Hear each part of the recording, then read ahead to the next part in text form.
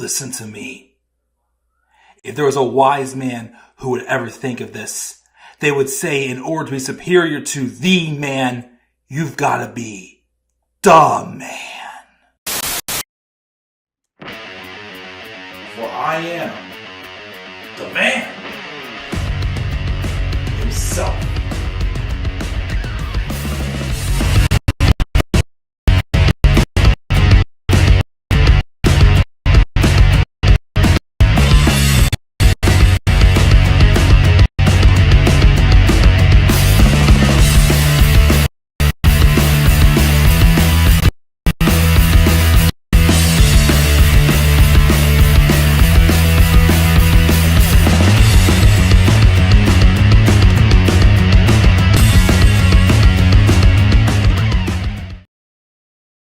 Hello all, and what is going on, and how you guys all doing on this Wednesday evening? This is the Club of the Man 1993. Now originally I was going to take this week off from doing, I did do my live review of Clash in Paris on Monday, and I was just going to do the Raw and SmackDown reviews recorded. Take a week off and just chill for a little bit. But then I saw this week's episode of Raw. We saw that now legendary segment, in my opinion, with CM Punk and Becky Lynch going at it on the microphone. And we'll talk about that one in depth and continue getting the teases of a return looking like this Friday on SmackDown of AJ Lee. When something like that happened, I'm like, okay, if I could make this one happen live, I'm going to do it live. So that's why I'm here tonight live, because I do want to talk about this episode of Raw live. The September 1st, 2025 edition took place, same place as Clash in Paris, the Paris La Défense Arena in Paris, France, wrapping up our weekend in Paris. And we now head back to the United States, and on SmackDown this Friday, we're going to be in Chicago, the hometown of CM Punk. He made his intentions known on Raw. He plans on being there. And based off the vibes we are getting, this episode of SmackDown this coming Friday is going to kind of have the feel, the vibe of how it felt going into the episode of AEW Rampage where CM Punk made his return to wrestling for the first time in 7 years. I feel like that's the vibe we're going to have heading into this episode of SmackDown on Friday. Especially if CM Punk has advertised he is going to be there. Now, of course, there are some worries that WWE could go another route. I will talk about that when we get to that segment with CM Punk and Becky Lynch. But we're going to talk about the rest of Raw as well in the show. Overall, there were some things on this episode of Raw that did interest me. That kind of got me going like, I kind of want to see where this goes. It's been a little bit. I've gotten a lot of these like, this is fine vibes, but I want more. I felt like this episode of Raw, although there was like a portion in the middle where we were doing these like random 6-man tag matches and random like constant like Latino versus Judgment Day matches. I'm sorry, LWO versus Judgment Day matches. I feel like are just so freaking overdone for sure. Other than that portion in the middle, there are some things that I'm kind of vibing good with. Wrestlepalooza does seem like a pretty good structured card so far. Again, how I'm going to watch it on September 20th, I'm still not sure yet. Of course, we will figure that out for sure. And but I do think this card has really good potential. I'm going to try by the end of the week to have my card predictions done. I am trying to think of which match, though, that's being teased should get a stipulation to it. Because there's a couple of them that, if they do happen, should get some sort of like a car crashing type stipulation, like an Extreme Rules or a Last Man Standing Or heck, we have 2 tag matches being teased. A tornado tag match. Or a tornado mixed tag match. Falls Count Anywhere match. There's that little mixture in there. Some, like, stipulation match the big stipulation, I think has to happen just to get Wrestlepalooza over that hump just a wee bit. But, again, it's still a couple weeks away. But already the card they're teasing for that show looks really good, I gotta be honest. So much so that today Tony Khan announced that AEW All Out has been pushed to start at 3 o'clock Eastern Standard Time on September 20th. So they are not going to be going head to head with Wrestlepalooza. They're going to be wrestling on the same day, but at different times of the day. Again, as I said before, if this is just pettiness and WWE and AEW are just going to be lazy booking, then this kind of annoys me. But again, if this is going to force both companies to put their best foot forward, I'm totally cool with this. And like I said, definitely the teases of the AJ Lee return is definitely like the hottest talking point in wrestling right now. WWE, you've set yourselves up for this. If you weren't going to do AJ Lee, you should have just made that clear right now. I'm just saying. Because there's 2 names that are floating around right now that I am worried WWE may go with instead. But I really think you set your guys selves up for us to expect an AJ Lee return on SmackDown this Friday in Chicago. I'm just saying. So we're going to get into it. We're going to talk about it, and then we will go from there. So first, live chat. We got Tyler saying hello. And how many times does AJ keep getting robbed over and over? He's referring to AJ Styles losing his Intercontinental title match against Dominik Mysterio. Definitely was kind of hoping maybe they'd surprise us with how over AJ is, especially in France. And again, I still was kind of hoping for an AJ Styles and John Cena one last time match. And if we want to put the IC title involved as well and have Cena win the Intercontinental title and become a Grand Slam champion, cool with me. But based off how his match with Logan Paul was booked, how he did some maneuvers for people he's not going to get to wrestle in his last run, it seems clear to me that they're not going to do John Cena versus AJ Styles, which is unfortunate. And you would think also they would want to make Cena a Grand Slam champion if they are in fact promoting him as the greatest of all time. You would think. But I'm assuming that's not the route they want to go with. They want to have that 17th world title run be his last championship run, what it looks like. It is what it is. Yep, as always, Tyler, thank you for joining us live.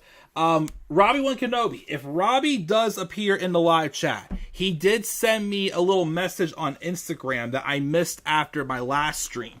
If he shows up tonight, I will gladly play that for him.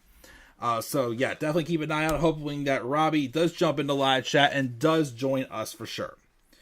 So, let's talk about the show. Monday Night Raw, again, September 1st, 2025. Labor Day, Paris La Défense Arena in Paris, France. The Clash in Paris Fallout show. And again, we are on the road. WWE's Wrestlepalooza. So, we opened up the show, first off, showing that CM Punk is waiting outside for Seth Rollins. And he's basically staying where you can only come in and you can only come out. So he was going to stand there and wait for Seth to arrive. Of course, somehow Seth does get in the building around him, which then leads to CM Punk going out into the ring and calling out Seth Rollins. What happens with that? We'll get to that a little later. But the show actually opened up with main event Jey Uso. 4 letters, 1 word, yeet! So he comes out and he goes through the crowd. He says that it's his bad but they aren't running it back. He was supposed to be staying here with the world title, but instead he's got medical tape around his waist. He's running back in his mind, wondering about if he had stayed out of Roman's match, listened to his advice, instead of trying to help. But if there's one thing about Jey Uso, is that he doesn't play about his family. Don't talk about them, don't disrespect them, and don't ever put your hands on them. Now that Roman's all laid up in the hospital, he hears him in his head talking about smash them all. So the whole vision, he calls out all three members. But instead, he gets L.A. Knight. Yeah! And I kind of like the promo Knight cut here.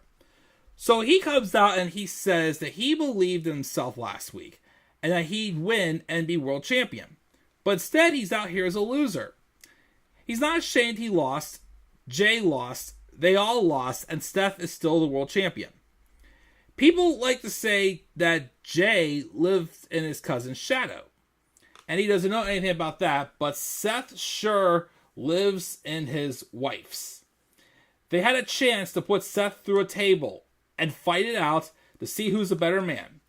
But Jay spoiled it. He spoiled the BFT. He spoiled the elbow through the table. And he doesn't understand. All this could have been prevented if he had stuck to the plan. And LA Knight's getting tired of being laid out and not being world champion. And if Jay's having a tough time understanding, he could get him up to speed real quick here. So to get face to face, and Jay's just like, so what's up, man? Talk to me. But as they're about to go at it, out comes Bronson Reed and just Braun Breaker. And LA Knight tells them he hopes they can rub their brain cells together and put together a coherent sentence. But then Braun says he's got enough brain cells to beat LA Knight because he's done it twice. Yeah, as he says. He says that people should be concerned about Paul Heyman being in the hospital because it's all because of Roman Reigns' guillotine. But now without Paul Heyman, there ain't anybody there to hold them back. So they are going to be a couple of dogs off the leash. And guess what? Roman's in the hospital, and they're going to put Jey Uso and LA Knight right next to him. Bronson Reed then, of course, first acknowledges to be acknowledged as the tribal thief, and the crowd just booed him and chanted him to F off. And Bronson says the vision didn't include Roman, so they took him out. And the vision doesn't include Jey Uso or LA Knight either. So they are next. And they pitched the idea of doing a tag match in the main event. And they agreed. And that's set up for a main event later on in the show. So again, interesting. I was intrigued by the by LA Knight's part of the promo. Kind of like heating up a little bit here.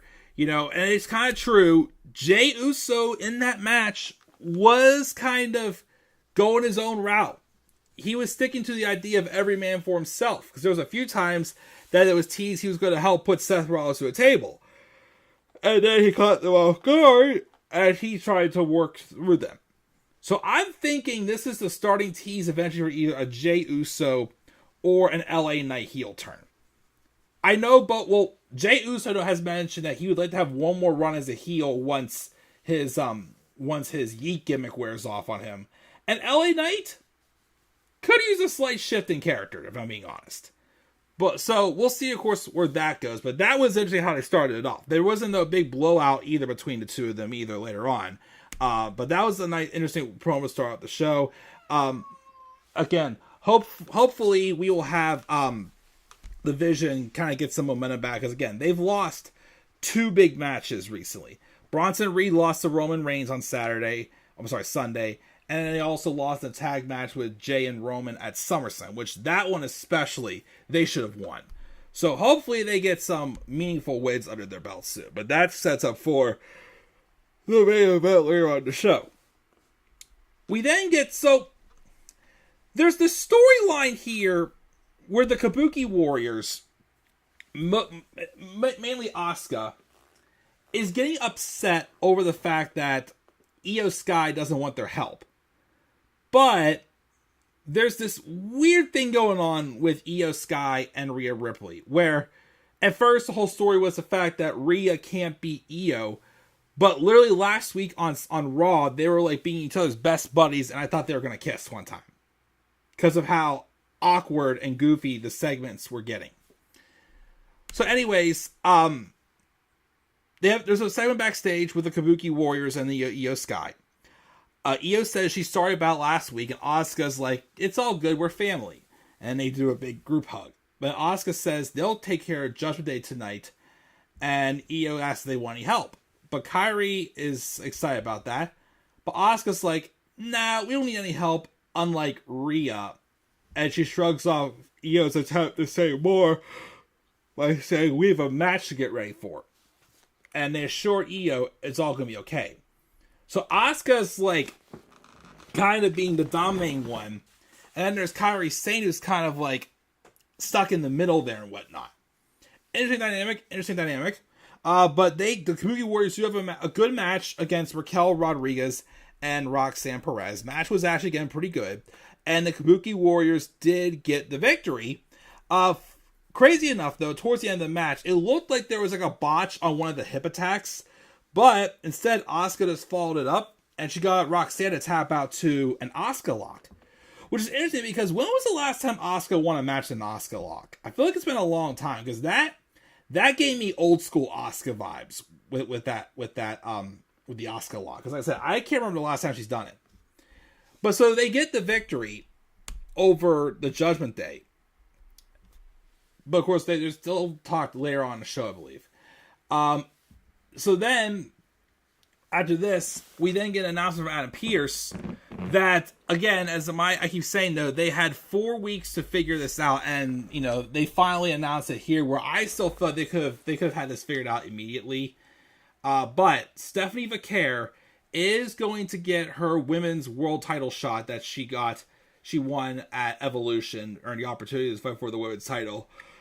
She will fight at Wrestlepalooza 1-on-1 against Io Sky, which I think is pretty awesome. Again, both matches they've had on Raw so far have been excellent, but there hasn't been a clear winner yet between the two of them.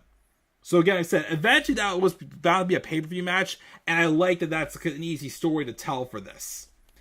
But yeah, other than the fact, again, that you could have figured this out 3 weeks ago when Naomi got pregnant, you know, this still is pretty exciting. I do think that Stephanie Vaquer is going to win the women's world title. Again, she is someone who's that talented and that experienced. She has what it takes to be the front fold of a division. And someone who I believe, if you wanted to give them like a rocket ship push straight to the top, she's someone that can pull that off, I feel like. So I'm very excited about that match at Wrestlepalooza to see who finally does beat the other, as they've had no contest in their matches so far. And again, the winner will be crowned the next women's world champion, since Naomi had to vacate it. After this is where the show kind of got a little flat for a little bit. First, we had a random match with Dragon Lee and Finn Balor. I didn't really care, to be honest. Like, again, why is it that the Judgment always fight the same people? And this match with Finn Balor and Dragon Lee, again, Finn Balor is one half of the World Tag Team Champions. Why they put the belts back on Judgment Day, not do anything with them, I have no idea. But, anyways, Finn does beat Dragon Lee, so fine, but I didn't really care. Nikki Bella is backstage talking with Io Sky. You paved the way for me. Not true at all. Before Asuka stepped in and insists that Nikki isn't Io's friend and that she needs to get away. And they also said that they're going to help Asuka they're going to help Io at Wrestlepalooza, which Io says, I can do it on my own, but Asuka says she didn't get it done last time, so they're hoping that they'll be champions again. And once again, Kairi Sane looked like she was kind of like in the middle, but Asuka tells her, Kairi, keep coming.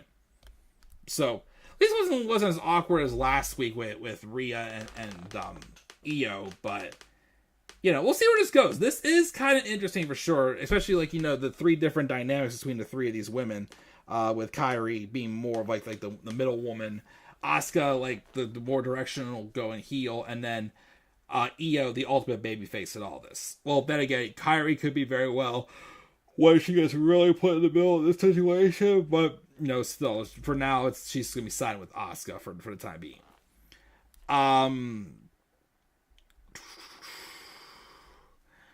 Let me see here. So then before we had the next match, we had a backstage where Dominik Mysterio rolls up. He has a match for the IC title in a bit with AJ Styles. And Dominik rolls up to Finn and JD and says he needs their help with AJ Styles. But then Adam Pearce comes up and immediately says that after what happened to Dragon Lee, JD and Finn are ejected from the building. And that Dominik Mysterio won't be allowed at ringside for Dominik Mysterio's IC title match. Dom protests, but Pearce says if he's the greatest champion like he says he is, he should have no problems in this match. Before we get to that, then we had New Day and Grayson Waller taking on Penta and War Raiders. This was obviously done just to give Penta like a shine in Paris. What the heck happened with New Day? Like, all we hear anymore is that, we're in mourning because we lost our tag titles. Well, go do something about it, because you've been saying that from the moment since you dropped those titles. And again, I know I keep saying that they shouldn't have split the tag titles, but either way, SmackDown's tag team division is much more interesting than Raw's. Like, again, like how do you have that amazing segment with Kofi and Xavier turning on Big E, and now we're just at this? And Grayson Waller, of all people, is just chilling with them just for the fun of it, no purpose at all whatsoever. But the Faces won with Penta hitting a Mexican destroyer on Xavier Woods, which was just sick as always. So they win, they move on there. Rhea Ripley has a backstage where she's asked about the title match for Wrestlepalooza.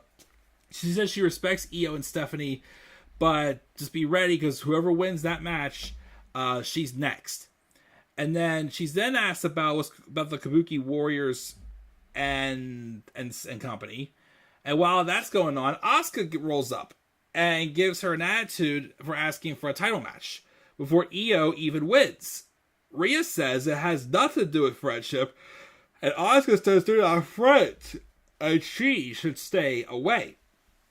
Again, we'll continue to see where this goes. Again, who knows? Could be a way of Rhea playing mind games on Io. That way she can beat Io eventually, but I don't know. So they got into a scuffle backstage, and again, Kairi feeling like she was in the middle of all of it. We also have a backstage segment where Roxanne Perez and Raquel Rodriguez go to see Adam Pearce. Roxanne is upset because she, in fact, pinned Io recently. But then Pearce says, basically tries to get her to leave and says, well, I'll consider it after we get this match at WrestlePalooza, which she was fine with. Anyway, so while that's going on, you're a brief, tiff with each other. Lyra Valkyria came in, and I'm confused. Why is last time Lyra and Bayley went face to face, Lyra wanted nothing to do with her?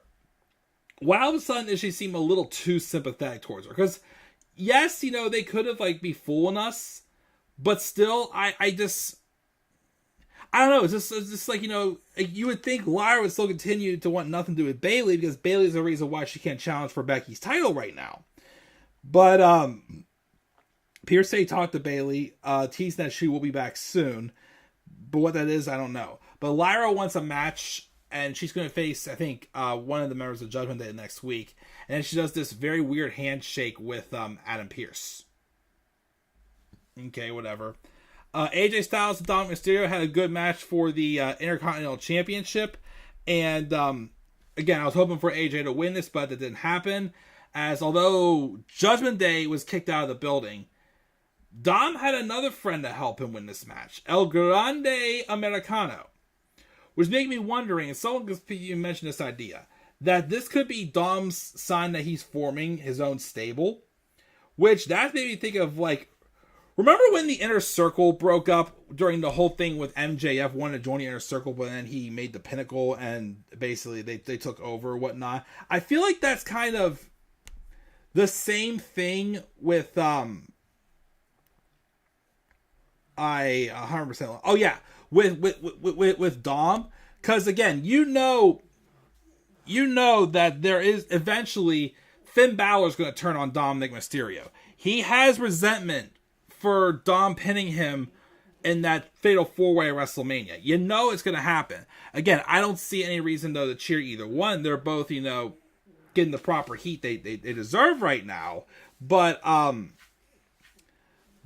yeah, because I keep thinking that Roxanne is only involved with this because Finn's secretly using her to get into Dom's head, and then when Dom finally, realizes her and tries to sell for her instead of Liv, then Dom's gonna get stabbed in the back. So I keep feeling like.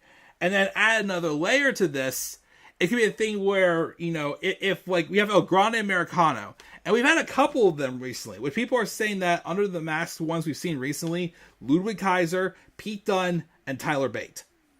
What if, when the time comes, when it looks very bleak for Dominik Mysterio, what if he revealed all this time he was prepared for this and made a stable of his own?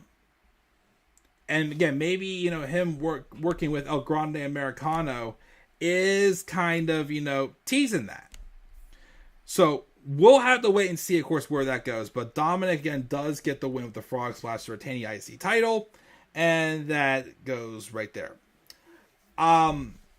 We didn't get the recap of Roman Reigns getting beat down at Clash in Paris. LA Knight's getting interviewed again, saying he talks about being taped up and wondering if wrestling is the best decision. But he doesn't know how to quit.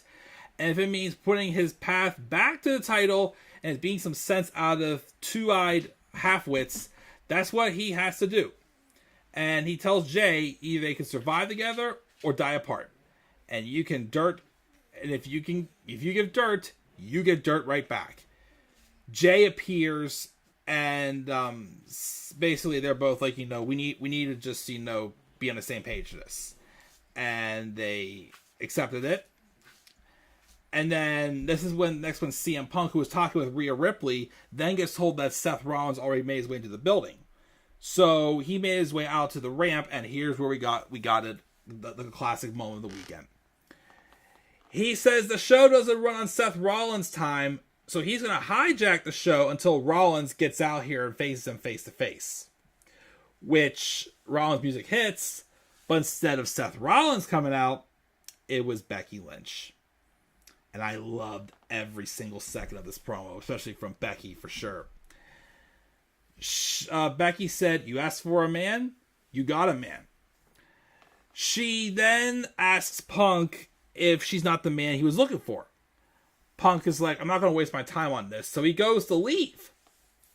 But then Becky basically gets a mistake, complains, and asks if he thought he only affected one member of her family. And he says he knows where this is going and he's not going to be part of it. Becky tells him to come back, and she's listened to him tell lies about her husband, the greatest man she's ever known. And she's not going to take it. He called Seth Rollins a coward, and she says he's sacrificed more for his business than Punk would ever know, and he's more than Punk ever will be. He's hot. He's jacked. He's talented. Where Punk interrupts her and calls her delusional, and she says Seth doesn't interrupt her. He says he wishes he would, so we don't have to hear her talk, and he can punch Seth in the mouth. Becky then says he's just like these fans and complains about people chanting for him during her matches too, not caring about her or the hard work she put in. Getting back at Punk for all the years when he was gone, when the crowd chanted CM Punk during matches they didn't care about. That was a good zinger right there.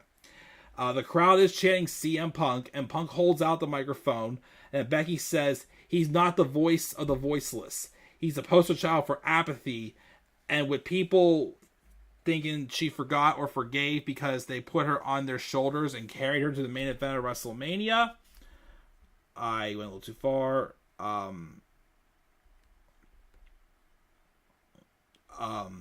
WrestleMania, nope.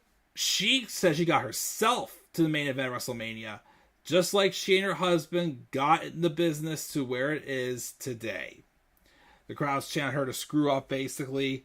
And then she then talks about how great Seth is and how great she is. And she keeps reminding us that Sports Illustrated even says so as well.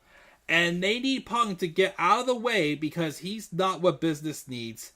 But they wished him the best of luck in his future endeavors.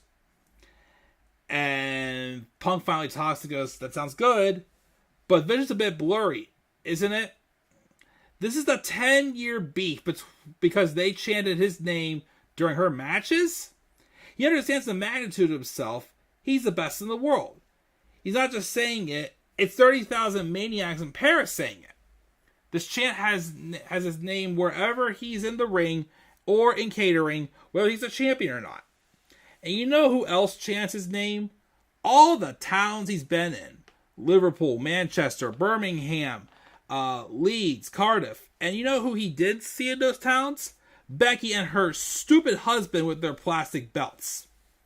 The only thing Seth Rollins runs is from adversity when he's trying to, when it's staring himself in the face, and he hides behind the title and behind Bronson Reed and Braun Breaker and Paul Heyman, and now he's hiding behind his wife. Far be it from when they reintroduce somebody like her to just somebody's wife. She's a good wrestler. She's got a bad taste, though, and married a bum.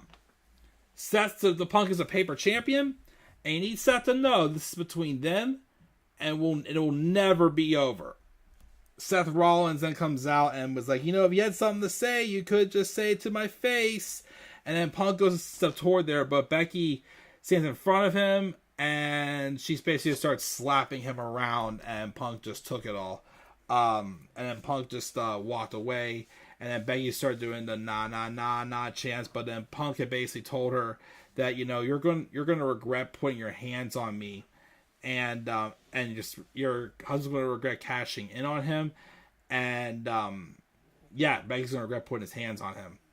Another good tease for SmackDown Friday. Because after this was over, Punk saw Adam Pearce backstage. And he asks, where's SmackDown Friday? And he says, in Chicago.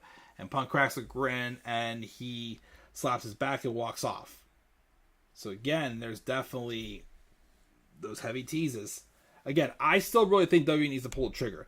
I know a lot of us are worried that it could be one or two other people.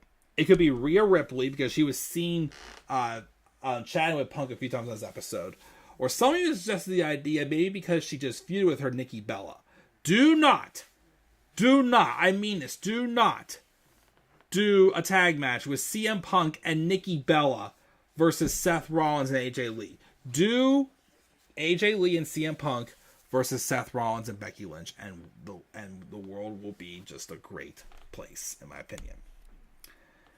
All right, main event time. We have Braun Breaker and Bronson Reed taking on main event Jey Uso and LA Knight. Very good match. The Brawns, though, do get a victory as Braun Breaker speared Jey Uso. Afterwards, they try to continue the beatdown, but then Jimmy Uso makes the save as the show goes off the air. So it's looking like we're going to be doing another tag match, but we're going to have the reunited Usos take on Braun Breaker and Bronson Reed. Definitely no excuse that they should win this match. They should win that match. And then, of course, help, establish the, I'm losing my train of thought here. Establish the division more as they haven't gotten the big wins yet. So we'll see, of course, where that goes. But that's going to do it for my review of Raw, guys. Again, I gave the show a B+. Some things, in the middle were a little meh, like the stuff with New Day and the stuff with, like Dragon Lee and JD McDonough. But other than that, a very interesting show, except for a lot of good things for Wrestlepalooza, in my opinion. B+ for me. I give this show a B+. Let's check our live chat one more time. Nothing much really here. End of Judgment Day. Usos reunited. Yes. Finn is just a joke. Feels like it. I always, of course, SmackDown. I guess his prefer SmackDown than Raw. Okay. Rhea should be the heel, not Asuka.